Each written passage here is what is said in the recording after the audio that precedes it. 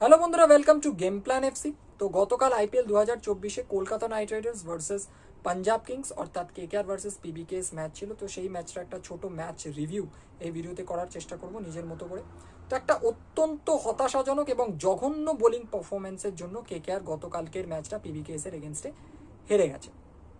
KKR ফার্স্টে batting করতে নেমেছিল, 20 ওভারের শেষে 261 রান করে তারা 6 উইকেট খুইয়ে, এবং 261 রানটা বিরাট রান। টি-20 ক্রিকেটের কথা যদি আমি বলি, 261 রান মানে একটা বিরাট রান, এবং 262 রানের একটা টার্গেট সেট করে তারা পিবিকেএস এর জন্য, পাঞ্জাব কিংসের জন্য। পাঞ্জাব কিংস অতি সহজে 18 ওভার 4 বলে অর্থাৎ 8 বল বাকি থাকতে 2 উইকেট খুইয়ে রানটা চেস করে দেয়, অর্থাৎ 262 করে দেয়। 8 উইকেটে ম্যাচটা পিবিকেএস জিতে যায়। 8 উইকেটে একটা বড় জয় পায় পিবিকেএস। 8 বল বাকি থাকতে 261 রান তারা চেস করে নেয়, 262 পর্যন্ত পৌঁছে যায়। অতিরিক্ত খারাপ বোলিং, অতিরিক্ত জঘন্য বোলিং কেকেআর বোলারদের, এক্সেপ্ট সুনীল নারায়ণ। সুনীল নারায়ণের বোলিং ফিগারের কথা যদি বলি, 4 ওভারে তিনি মাত্র 24 রান দিয়েছেন।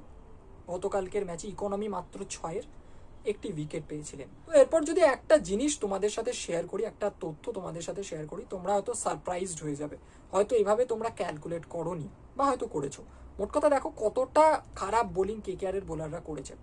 সুনীল নারায়ণের 4 ওভার এবং 24 রান, এটা যদি আমি বাদ দিয়ে দিই, পিবিকেএস এর ওই টোটাল যে বলটা তাদের লেগেছে, 18 ওভার 4 বল তাদের লেগেছে 262 রান করতে, সেই 18 ওভার 4 বল থেকে যদি সুনীল নারায়ণের করা 4 ওভার আমি কেটে দিই, তাহলে থাকছে 14 ওভার 4 বল, এবং তাদের করা 262 রান থেকে যদি আমি সুনীল নারায়ণের দেওয়া 24 রানটা কেটে দিই, তাহলে থাকছে 238 রান।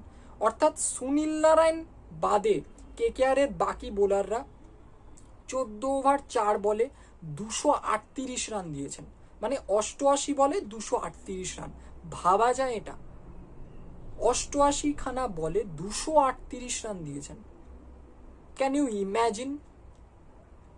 কোনো প্ল্যানিং ছিল না গতকাল কেকেআর এর বোলারদের। সুনীল নারায়ণকে আমি ছেড়ে দিচ্ছি এখান থেকে, সুনীল নারায়ণ দারুণ বোলিং করেছেন, এক্সিলেন্ট। গতকালকের ম্যাচে অসাধারণ বোলিং করেছেন সুনীল নারায়ণ। ম্যাচটার দিকে যদি তাকানো যায়, যে পিচে কেকেআর এর বাকি বোলাররা এত রান দিয়েছেন, সেখানে সুনীল নারায়ণ যেভাবে বোলিং করেছেন সেটা আউটস্ট্যান্ডিং বোলিং। তো কেকেআর এর বোলারদের কোনো প্ল্যান ছিল না। হর্ষিত রানা, আন্দ্রে রাসেল, দুষ্মন্ত চামিরাকে গতকালকের ম্যাচে খেলানো হয়েছিল। মিচেল স্টার্কের হাতে হয়তো একটা ইঞ্জুরি রয়েছে, ফিঙ্গার ইঞ্জুরি হয়তো রয়েছে, যার জন্য দুষ্মন্ত চামিরাকে খেলানো হয়েছিল। তিনি, বরুণ চক্রবর্তী, অনুকূল রয়, তাকে আনা হয়েছিল ইম্প্যাক্ট সাব হিসাবে। কেন আনা হয়েছিল আমি জানি না। তো যাই হোক, এছাড়া যারা আরো বোলিং করে, রমনদীপ সিংও মনে হয় লাস্টে 4 বল করেছেন। প্রত্যেকটা বোলারের আমার মনে হয় কোনো প্ল্যান ছিল না, সুনীল নারায়ণকে ছেড়ে। আবারও বলছি, কোনো প্ল্যানিং ছিল না। জাস্ট একটা করে বোলার বল করতে আসছে, প্রত্যেকটা ওভারে 3-4 খানা বল এমন হচ্ছে, হয়তো বাউন্ডারি হচ্ছে, ওভার বাউন্ডারি হচ্ছে, বল করতে আসছে, কোন রকমে ক্যাজুয়ালি বোলিং করছে এবং ওভার শেষ করে বেরিয়ে যাচ্ছে। আবার একটা বোলার বল করতে আসছে, সেম ভাবে ক্যাজুয়ালি বল করে ওভারটা কমপ্লিট করছে এবং বেরিয়ে যাচ্ছে। কোনো প্রপার বাউন্সার আমি দেখতে পাইনি, অ্যাটলিস্ট আমার চোখে পড়েনি। কেকেআর এর বোলাররা অ্যাটেম্প্ট করেছে ভালো বাউন্সার, সেরকম আমার চোখে পড়েনি। কোনো নিখুঁত ইয়র্কার নেই, দু একটা ক্ষেত্রে ইয়র্কার করার চেষ্টা করেছিল তারা, বাট তারপরে যে কে সেই একই ব্যাপার। কোনো ওয়াইড ইয়র্কার আমি দেখতে পেলাম না। জনি বেয়ারস্টো ব্যাটিং করছেন, তাকে শর্ট পিচ বল করা হচ্ছিল, এবং শর্ট পিচ বলগুলোর ম্যাক্সিমামটাই 4-6 এরকম হচ্ছিল, অ্যাটলিস্ট আমার চোখে তাই পড়েছে, এবং 4-এর থেকে তো 6 বেশি হয়েছে। কোনো প্ল্যানিং ছিল না কেকেআর এর বোলারদের, সত্যি কথা বলছি। এবং অনুকূল রয়কে কি জন্য ইম্প্যাক্ট সাব হিসাবে আনা হয়েছিল আমি সত্যিই জানি না। 2 ওভার তাকে করানো হয়েছিল, এবং 2 ওভারে আমার যতদূর খেয়াল পড়ছে, আমি একটু পরে তোমাদের বলবো যে বোলিং কার্ড কিরম ছিল KKR, Punjab Kings, even batting কার্ডও বলবো। তো আমার যতদূর এই মুহূর্তে খেয়াল পড়ছে, 2 ওভারে 36 রান মতো মনে হয় দিয়েছিলেন অনুকূল রয়। কি জন্য তাকে ইম্প্যাক্ট সাব হিসেবে আনা হয়েছিল আমি জানি না, যেখানে সাবস্টিটিউটের লিস্টে আই থিঙ্ক বৈভব অরোরা ছিলেন। তাকে কেন আনা হলো না? কি দরকার ছিল একটা এক্সট্রা স্পিনারের? যদি রাহুল চাহারের বোলিং দেখে কেকেআর ম্যানেজমেন্ট, কেকেআর ক্যাপ্টেন ভেবে থাকেন যে অনুকূল রয়ও হয়তো ভালো বোলিং করবেন, সেটা কমপ্লিটলি একটা মিসআন্ডারস্ট্যান্ডিং আমার মনে হয় তাদের।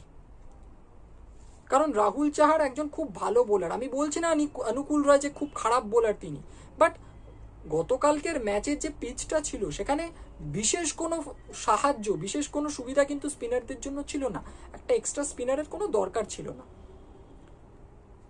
যাই হোক, সেখানে খুব বাজে আমার মনে হয়েছে ম্যানেজমেন্ট কাজ করেছে।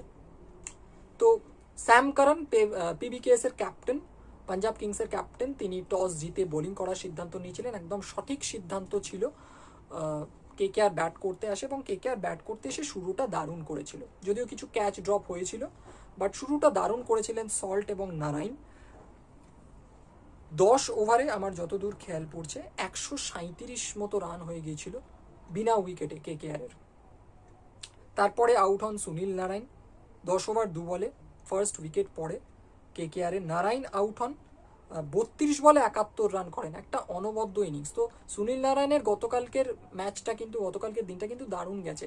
ব্যাট হাতে অত ভালো একটা ইনিংস, এরপরে বল হাতে তিনি উইকেট পান, এবং পিবিকেএস এর যে দুটো উইকেট পড়েছে, একটা তো সুনীল নারায়ণ বল হাতে নিয়েছেন উইকেট, যেটা রাইলি রুসোকে তিনি আউট করেছিলেন, ক্যাচ আউট করেছিলেন। আর একটা উইকেট যেটা পিবিকেএস এর পড়েছিল সেটা রান আউটে হয়েছিল এবং রান আউটটা করেছিলেন সুনীল নারায়ণ। তো একটা প্লেয়ার আর কিভাবে নিজের দলকে কন্ট্রিবিউট করতে পারে, বাকি প্লেয়ারগুলো কি করছিল, স্পেশালি বাকি বোলারগুলো কি করছিল? ব্যাটসম্যানরা তো নিজের কাজ করেছিল, ভালোই ব্যাটিং করেছিল, 261 রান কম নয়। আমি মানছি ইডেন গার্ডেনের মাঠ ছোট, আউটফিল্ড খুব ফাস্ট, আমি মানছি, বাট তা বলে 261 রান ডিফেন্ড করা যায় না? আনবিলিভেবল সত্যি। তো যাই হোক, সুনীল নারায়ণ আউট হওয়ার পর নামেন ভেঙ্কটেশ আইয়ার। ভেঙ্কটেশ আইয়ারকে কেন নামানো হয়েছিল আমি জানি না, যদিও তিনি ভালো ইনিংসই খেলেছেন, বাট তার ইনিংসটার দিকে তাকালে, তার স্ট্রাইক রেটটার দিকে তাকালে, এবং পরবর্তীকালে পাঞ্জাব কিংসের ব্যাটসম্যানরা যখন ব্যাট করছিল সেই সমস্ত ব্যাটসম্যানের স্ট্রাইক রেটের দিকে তাকালে মনে হবে ভেঙ্কটেশ আইয়ার হয়তো স্লোই খেলেছেন গতকালকের ম্যাচে পিচ অনুযায়ী। তো যাই হোক, ভেঙ্কটেশ আইয়ার নামেন। সেখানে আমার মনে হয় রিঙ্কু সিংকে নামানো যেত, যদি বাঁহাতি ডানাতি কম্বিনেশনটা বজায় রাখারই হয়তো ইচ্ছে ছিল কেকেআর ম্যানেজমেন্টে।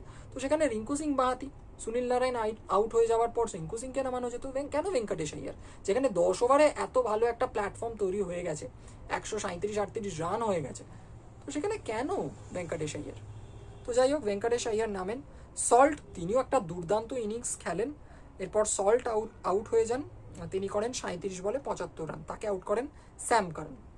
সুনীল নারায়ণকে আউট করেছিলেন রাহুল চাহার, ক্যাচ নিয়েছিলেন বেয়ারস্টো। এরপরে নামানো হয় আন্দ্রে রাসেলকে, যেটা আমার মনে হয় সঠিক ডিসিশনই ছিল। আন্দ্রে রাসেলও একটা ছোট ক্যামিও ইনিংস খেলেন, 12 বলে 24 রান করেন, তাকে আউট করেন অর্শদীপ সিং, ক্যাচ নেন হর্ষল পটেল।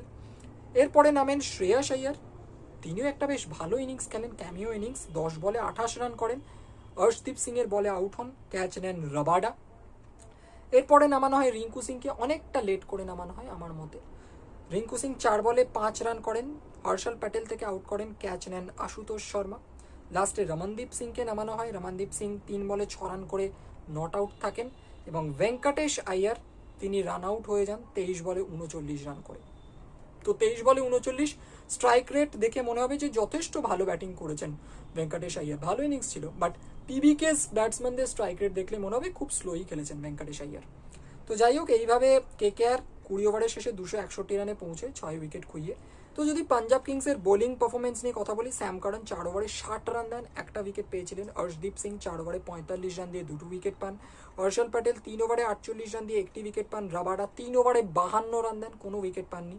রাহুল চাহার 4 ওভারে 33 রান দিয়ে 1 উইকেট পান। হরপ্রীত ব্রার 2 ওভারে 21 রান দেন। তো এই হচ্ছে পাঞ্জাব কিংসের বোলারদের গতকালকের ম্যাচে বোলিং পারফরমেন্স। ফার্স্ট ইনিংস হওয়ার পর, কেকেআর এর ইনিংসটা হওয়ার পর মনে হচ্ছিল কেকেআর হয়তো ম্যাচটা জিতে যাবে, কারণ 262 রান করে দেবে পিবিকেএস, এটা আমার মনে হয় খুব বড় পাঞ্জাব কিংসের সমর্থকও এক্সপেক্ট করেনি আমার মনে হয়। তো যাই হোক, আমার মনে হয় কেকেআর এর বোলাররাও একটু ওভার কনফিডেন্ট হয়ে গিয়েছিল, কিছু বোলাররা, কিছু প্লেয়াররাও। তো যাই হোক, এরপর পিবিকেএস ব্যাটিং করতে আসে। প্রভসিমরন সিং আসেন ইম্প্যাক্ট সাব হিসাবে ওপেন করতে বেয়ারস্টোর সাথে, এবং একটা দুর্দান্ত পাওয়ার প্লে যায়, 6 ওভারে 93 রান করে দেয়, এবং পাওয়ার প্লের একদম লাস্ট বলে, আমার যতদূর খেয়াল পড়ছে পাওয়ার প্লে একেবারে লাস্ট বলে, হ্যাঁ, প্রভসিমরন সিং রান আউট হন। সুনীল নারায়ণের একটা ডাইরেক্ট থ্রো ছিল এবং রান আউট হন প্রভসিমরন সিং, এবং 20 বলে 54 রান করেন। প্রচুর শট খেলেছেন, বেধড়ক মার মেরেছেন আর কি। অসাধারণ ব্যাটিং প্রভসিমরন সিং এর। তো এরপর নামেন রাইলি রুসো সাথে বেয়ারস্টোর একটা ভালো পার্টনারশিপ হয়। রাইলি রুসোকে তারপর আউট করেন নারাইন। 16 বলে 26 রান করেন Rilee Rossouw. Shreyas Iyer catch নেন। এরপর নামেন শশাঙ্ক সিং এবং বেয়ারস্টো, এই দুজন মিলেই কিন্তু ম্যাচটা শেষ করে দেন। একটা দারুণ পার্টনারশিপ হয় দুজনের মধ্যে। এবং গতকাল যে রানটা চেস করতে নেমেছিল, একটা বিরাট বড় রান ছিল পিবিকেএস এর সামনে, এবং সেই রানটা চেস করতে হলে দুটো দিক থেকে কিন্তু অ্যাটাক করতে হতো, দুটো ব্যাটসম্যানকে অ্যাটাক করতে হতো। শুধু জনি বেয়ারস্টো যে মারলেই রানটা হয়ে যেত, প্রচুর শট খেলে রানটা হয়ে যেত, সেরকমটা নয়, তাকে সাথ দিতে হতো। এবং সেই সাথটা প্রপারলি তিনি পেয়েছেন প্রথমে প্রভসিমরন সিং এর কাছ থেকে, তারপরে শশাঙ্ক সিং এর কাছ থেকে। এবং শশাঙ্ক সিং যেভাবে এবারে ক্রিকেট খেলছেন এই আইপিএলে এখনো পর্যন্ত, তাকে আমার মনে হয় ইমিডিয়েটলি ইন্ডিয়ান ন্যাশনাল টিমে চান্স দেওয়া উচিত। যে প্লেয়ারটা ফর্মে রয়েছে সেই ফর্মটাকে কাজে লাগানো উচিত ন্যাশনাল সাইডের। তো 28 বলে 68 রান করে নট আউট থাকেন শশাঙ্ক সিং। Brilliant batting, 2 4 8 6। এবং বেয়ারস্টো 48 বলে 108 রান করেন, একটা দুর্ধর্ষ ইনিংস, 8 4 9 6। এবং 262 রান করে দেয় পিবিকেএস। এবং এই রান চেজটা কিন্তু টি20 ক্রিকেটের ইতিহাসের সবচেয়ে বড় রান চেজ এখনো পর্যন্ত, একটা রেকর্ড হয়ে যায়। তো কেকেআর বোলারদের যদি বোলিং পারফরমেন্স নিয়ে কথা বলি, মানে না বলাই হয়তো ভালো সেটা। দুষ্মন্ত চামিরা গতকাল তাকে খেলানো হয়েছিল, 3 ওভারে 48 রান দেন, 16 ইকোনমি। আমি ইকোনমিগুলোও বলছি এই ক্ষেত্রে। হর্ষিত রানা 4 ওভারে 61 রান দেন, ইকোনমি 15.2। অনুকূল রায় 2 ওভারে 36 রান দেন, ইকোনমি 18। সুনীল নারায়ণ अमेजिंग, 4 ওভারে 24 রান, একটি উইকেট, ইকোনমি জাস্ট 6, মাত্র 6। বরুণ চক্রবর্তী 3 ওভারে 46 রান দেন, ইকোনমি 15.3। আন্দ্রে রাসেল 2 ওভারে 36 রান দেন, ইকোনমি 18। রমনদীপ সিং 4টে বল করেন, 9 রান দেন, ইকোনমি 13.5। মানে এগুলো ইকোনমি, মানে কিছু বলার নেই। সুনীল নারায়ণকে ছেড়ে দিয়ে বাকি বোলাররা যে কি বল করেছেন আমি রিয়েলি জানি না। ফাস্ট বোলাররা ম্যাক্সিমাম বল স্লো করেছে। আমি জানি স্লো বল একটা খুব ভালো ভেরিয়েশন, সেটা ইউজ করা উচিত, বাট তা বলে ম্যাক্সিমাম বলই স্লো বল। একটা ফাস্ট বোলার বল করতে আসছে, তার যদি ম্যাক্সিমাম বলই স্লো বল হয়, তাহলে তো ব্যাটসম্যান আগে থেকে রেডিই থাকবে, সে তো বুঝেই যাবে যে স্লো বলই আসতে চলেছে, সেই অনুযায়ী সে নিজের পজিশনে থাকবে এবং বলের জন্য ওয়েট করবে, তারপর শট খেলবে। পেসে তো চেঞ্জ করা উচিত, স্পিডে চেঞ্জ করা উচিত। সব ম্যাক্সিমাম বলই যদি স্লো বল হয়, মানে ফাস্ট বোলার যদি সেই স্পিনারদের মতো স্লো বল করে ম্যাক্সিমাম বলই, তাহলে আর সেই ভ্যারিয়েশনের কোনো দাম থাকে না। খুবই খারাপ বোলিং।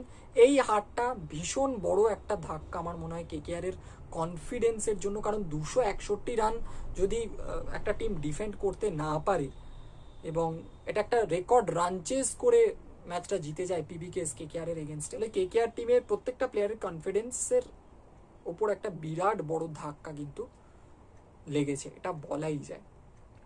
তো বলা যায় খুব বাজে একটা পারফরমেন্স, বিফলে গেল দুটো ইনিংস, খুব খারাপ লাগছে। ফিল সল্ট এবং সুনীল নারায়ণ, তাদের যে দুটো ইনিংস ছিল, ফিল সল্টের ইনিংস এবং সুনীল নারায়ণের যে ইনিংসটা ছিল, দারুণ। এবং আমার মনে হয় কেকেআর 10 ওভারে 137 রান আর 38 রান করেছিল 0 উইকেটে। সেখানে আমার মনে হচ্ছিল কেকেআর হয়তো 285, 280, 290 রান করতে পারবে, করা উচিত ছিল, কারণ 10টা উইকেট হাতে ছিল, ভালো ভালো ব্যাটসম্যানের আশা বাকি ছিল। সুনীল নারায়ণ, ফিল সল্ট তখনও ব্যাটিং করছিলেন। তো যাই হোক, কিছু বলার নেই। বাট এটা তো কোনো কথার কথা নয়, আমি ধরে নিলাম যে 280 জায়গায় 261 করেছিল কেকেআর, বাট 261 রানটাও কম নয়। টি20 ক্রিকেটের দিকে যদি তাকানো যায়, 261 রানটা কম রান নয়, প্রচুর রান। সেটা যে ডিফেন্ড করতে পারবে না কেকেআর, ডিফেন্ড করতে গিয়ে যে হেরে যাবে, সেটা মানে কেউই আমার মনে হয় আমরা এক্সপেক্ট করিনি। অসামান্য ব্যাটিং বলতে হবে, ক্রেডিট দিতেই হবে পাঞ্জাব কিংসের ব্যাটসম্যানদের অবশ্যই, বিশেষত জনি বেয়ারস্টো, শশাঙ্ক সিং, এই দুজনকে দারুণ ব্যাটিং করেছেন। এবং প্রভসিমরন সিংকেও, তিনিও দারুণ ব্যাটিং করেছিলেন গতকালকের ম্যাচে। যেভাবে কেকেআর এর বোলাররা বল করছে, তাতে এরপর কেকেআর যদি ফাস্ট ব্যাটিং করে কোনো ম্যাচে 50, 260, 270 রানও করে, তখনও একটা আশঙ্কা থেকে যাবে যে এই রানটা কেকেআর ডিফেন্ড করতে পারবে তো। অপরদিকে যাই হোক, পাঞ্জাব কিংসের কথা যদি বলি, বিরাট বড় একটা কনফিডেন্স পেলো, বিরাট বড় একটা বুস্ট। তাদের যে টপ অর্ডার ফর্মে ছিল না, সেই টপ অর্ডার ফর্মে ফিরে এলো। সেভাবে কোনো ভালো ইনিংস টপ অর্ডারের ব্যাটসম্যানদের কাছ থেকে এখনো পর্যন্ত আমরা এই আইপিএলে দেখতে পাইনি, পাঞ্জাব কিংসের ব্যাটসম্যানদের কাছ থেকে, টপ অর্ডার ব্যাটসম্যানদের কাছ থেকে। তো তারা ভালো ফর্মে ফিরে এলো। তো এটা একটা বিরাট বড় বুস্ট, একটা রেকর্ড রান চেজ করে তারা জিতলো গতকাল কেকেআর এর এগেনস্টে। একটা কনফিডেন্সে বড় বুস্ট পেল, ইন্সপায়ার হবে তারা। তো যাই হোক, এই ভিডিওটা এখানেই শেষ করছি। আশা করব কেকেআর আবার ঘুরে দাঁড়াবে। তো এই ভিডিওটাতে গতকাল আইপিএল 2024-এ যে ম্যাচটা ছিল, Kolkata Knight Riders versus Punjab Kings, অর্থাৎ কেকেআর ভার্সেস পিবিকেএস, সেই ম্যাচটা একটা ছোট করে রিভিউ করার চেষ্টা করলাম। যদি ভিডিওটা ভালো লেগে থাকে অবশ্যই লাইক করো, শেয়ার করো। তোমাদের কিছু বলার থাকলে কমেন্ট বক্সে অবশ্যই জানাতে ভুলবে না। এছাড়াও যারা এই চ্যানেলে নতুন, এখনো চ্যানেলটাকে সাবস্ক্রাইব করোনি, তারা চ্যানেলটাকে সাবস্ক্রাইব করে পাশের বেল আইকনটাকে প্রেস করে অলে ক্লিক করে দিও, যাতে এই চ্যানেলের প্রত্যেকটা নতুন ভিডিওর নোটিফিকেশন তোমরা ঠিক সময় পেয়ে যেতে পারো। তো দেখা হচ্ছে পরের ভিডিওতে। এখনকার মতো